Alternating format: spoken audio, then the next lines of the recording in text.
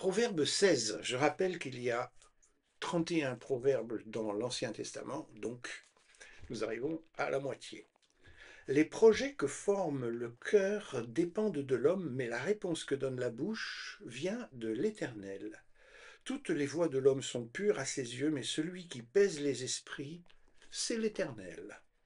Recommande à l'Éternel tes œuvres et tes projets réussiront. L'Éternel a tout fait pour un but, même le méchant pour le jour du malheur.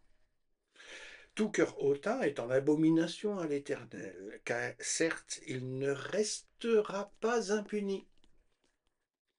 Par la bonté et la fidélité, on expie l'iniquité, et par la crainte de l'Éternel, on se détourne du mal. Quand l'Éternel approuve les voies d'un homme, il dispose favorablement à son égard même ses ennemis. Mieux vaut peu avec la justice que de grands revenus avec l'injustice. Le cœur de l'homme médite sa voie, mais c'est l'Éternel qui dirige ses pas.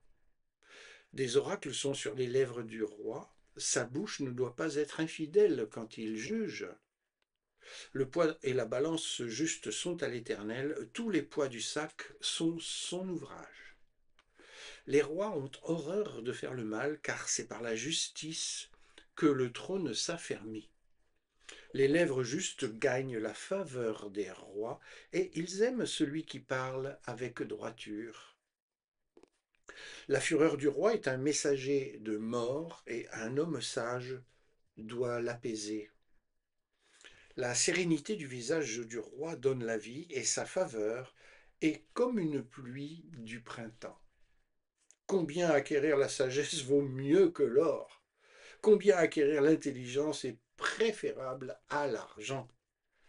Le chemin des hommes droits, c'est d'éviter le mal. Celui qui garde son âme veille sur sa voie.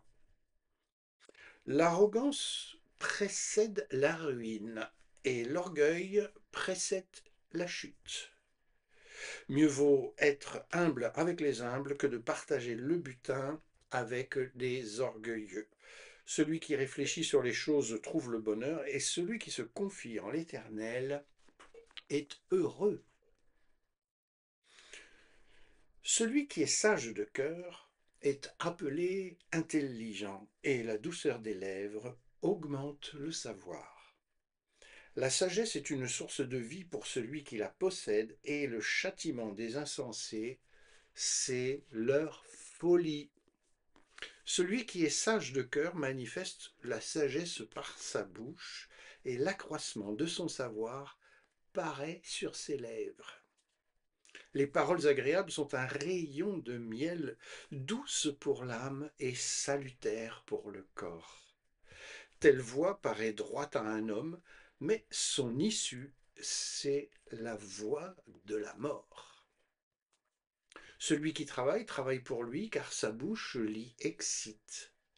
L'homme pervers prépare le malheur, et il y a sur ses lèvres comme un feu ardent. L'homme pervers excite des querelles, et le rapporteur divise les amis. L'homme violent séduit son prochain et le fait marcher dans une voie qui n'est pas bonne. Celui qui ferme les yeux pour se livrer à des pensées perverses, celui qui se mord les lèvres, a déjà consommé le mal. Les cheveux blancs sont une couronne d'honneur, c'est dans le chemin de la justice qu'on la trouve. Celui qui est lent à la colère vaut mieux qu'un héros, et celui qui est maître de lui-même que celui qui prend des villes. On jette le sort dans le pan de la robe, mais toute décision vient de l'Éternel.